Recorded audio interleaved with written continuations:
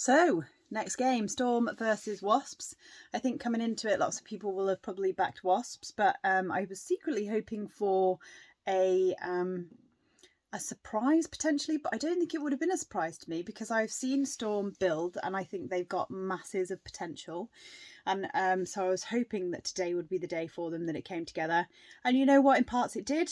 And it was just keeping that and maintaining consistency and then not necessarily making the errors. And sadly, it wasn't meant to be today. However, started off quarter one, so we'll run through the scores again. 11-8 to Wasps first quarter. Second quarter was quite a big hit for Storm. It was 15-9 in the second quarter, so that left it as 26-17 going to half time. Third quarter was 11-10, much better quarter for Storm. And then fourth quarter was 9-6. So they kept Wasps really low in the fourth quarter, but only scoring 6 themselves was quite disappointing. And I'm sure they felt that too. So Storm started off with Kelly in goal attack, and she did a really good job for me personally in their first quarter. I felt running the front, putting up shots. I think in the first half she scored 9 from 10. And really galvanise it, being like quite key to that front in terms of the movement. Especially considering she was up against Fran Williams, I expected her to look a bit more ordinary than she did. Not that Fran Williams didn't do a good job, it's just it was a good match between them. And I thought Bailey got the better of Huckle on many occasions, which was good to watch. Of course, the other side you've got the front lineup, Christian, Kandapa, Harris, Dunn. It's a hard lineup to come up against. They were a little bit quiet, in my opinion, in the first quarter. In the second quarter, they stepped up, basically. I think they were it was almost just sort of figuring each other out. In the first quarter, Storm were switching really well on them, keeping ball side, pushing them wide. And in the second quarter, they started to penetrate through it a lot more, and that opened up space for them.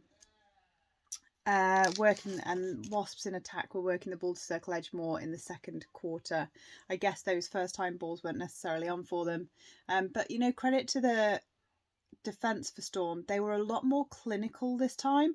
I think the last game that I saw them play, I did say on my review that they were a little bit undisciplined and they gave a lot of penalties away, and that you can't do that in the circle because you're just giving people extra chances.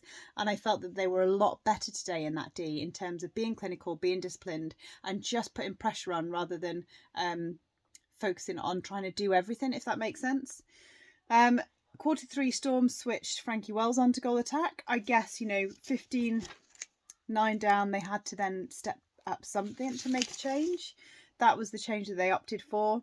Wasps changed their wing defence centre wing attack. Flanagan went to centre. Ella Powell-Davies came on at wing defence, and Christian went to wing attack. And then Alison came on as well towards the end for Dunn. Not really sure. She tried to come on in the second quarter. Not really sure what happened there. I think maybe she had jewellery on or something. She had to go straight back off again. And then they waited for Dunn to come back on. But to be fair, well, they didn't wait. They played through. Katie Harris scored anyway, so it was no dramas there. But it was a much more competitive quarter for Storm, 11-10. And so Wasps will probably be looking at that and saying, okay, what was the difference? What went wrong? Storm started to play a bit more freely. You know what? Storm have the capacity. I've said this at the beginning. They have the capacity to play really well in terms of turning some of these teams. And when they're playing like that, what they're doing is they're letting ball go. They're moving. They're driving towards the ball. They're turning. They're offloading. They're going again. They play patiently, play it to the edge. And Karen Bailey is great in terms of her hold, getting that ball to her, looking for when the ball is on, making sure it's not too cluttered in the circle, making the ball do the work. All of this stuff they were doing. And then their defence, they're very good in defence in terms of just hassling, being on their players, keeping them out, getting arms in, just being nuisances. Neve Cooper is fast becoming one of my favourite players. She's like a rash in the nicest possible way. She's just consistently on, and she doesn't give up. And that, that's key. And that's what we were seeing in quarter three, just that consistency of being on your player all the time. And then sadly, quarter four, it dropped off. I mean, Mickey Austin came on at centre. Parsons went to wing attack. It wasn't that changed. It wasn't that change that made it. It was the fact that I think Alison coming on at goal shooter made the ball easier. And I know this is a weird thing to say, but I think it made it a bit easier for the attack to get it through to start off with for Wasps. That's not because Dan isn't a good player. I think it's because Storm's defence had settled for what a Katie Harris-Dunn partnership looked like and had been nailing that. Or at least pressurising it, and then Alison is a different player. So to then change up to that was tricky, and I think maybe they have players a little bit out of position. I think I personally would have brought Priest back on at this point and gone for a Priest Middleton combo again. But, you know, I don't know these players in terms of I didn't see them train, so that's a decision that, you know, the coaches obviously made to keep them out there for a purpose. But there just wasn't the turnover then. And it was going to goal, and it's really hard if you're not getting turnover to sort of then pick up. Like we saw in quarter 3, if they got like a 3 on the run, and you could hear Mickey Austin from the side of the court, you know, really egging them on to keep going. But because they didn't get those turnovers in quarter 4, it's almost like they ran out of steam and that dropped off a bit. I mean, to lose the last quarter by 3 isn't huge. There were loads of changes towards the end. I didn't write them all down. It was blatantly Wasps fielding their players to get them on the court. Fantastic. That's what you need to do. You need to blood your players in. But the 46-33 end scoreline for me was disappointing. Mickey Austin said at the end that she was disappointed that they blew it back, pulled it back to within 8, and then it blew out to 13. And she said it's all about confidence, believing in themselves. And you know what? I can absolutely see that, because there were moments they were matching Wasps goal for goal. And there were moments where if you didn't know netball and you were watching it, you would have no idea which was the team that was supposed to win.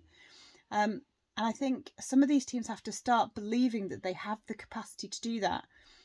They had 2 attacks firing. So it's funny because I talked about this in my last review, and Kandapa and Greenway, so Sophia Kandapa and Tamsin, no, not Sophia Kandapa, I'm sorry. Tamsin Greenway and Camilla Buchanan talked about this on the comms, about having a goal attack and a goal shooter both firing in the circle and how that's really key for winning teams. Storm had that. Sophie Kelly was firing, Karen Bailey was firing, the same as Wasps had it. They have all of the combinations, I think, to be challenging some of the top teams, but the belief has to be there to challenge the top teams, and that's absolutely key. And I think as we see some of these what we'd class as top 4 teams, or teams that you might think would be in the top 4, taking on some of the teams that you might not think would be in the top 4, I think this is where mindset becomes a discussion and where psychology becomes a discussion, because how much is your ability to be in the top 4 dictated to you before you even get on that court, and how much do they believe that before they even get on that court, and actually how real is it? How real is the actual truth that they are or aren't a top 4 team? And that's really key for me. I think if some of these franchises can get belief in their teams. And you know what? I'd say that you see it with Sirens. Sirens have a belief at the moment. It might be worth asking Karen Atkinson this question. They have a belief at the moment. You see when they step on that court, they are not going on that court to just, you know, play a game against a top team and see if they can do a reasonable job. They're not going on to see if they can field players and see if they can just use it as a training game. They're going on every single game to win, and they seem to have the belief every single game that they can win, and they're coming out with the wins. So what is that mindset? It would be really interesting to know if that's the case, and then how does everyone else install it into their teams? Instill, I'm not sure. But yeah, it's fascinating. So, end of that game, Iona Christian was player of the match. Mel Mansfield said, you know, it was messy, difficult at times, some good moments. Their 3-quarter attack she was much more pleased with. She thought they played well defence, holding them high, and she's very much looking forward to a week off. I don't blame you, it must be an awful lot of travelling.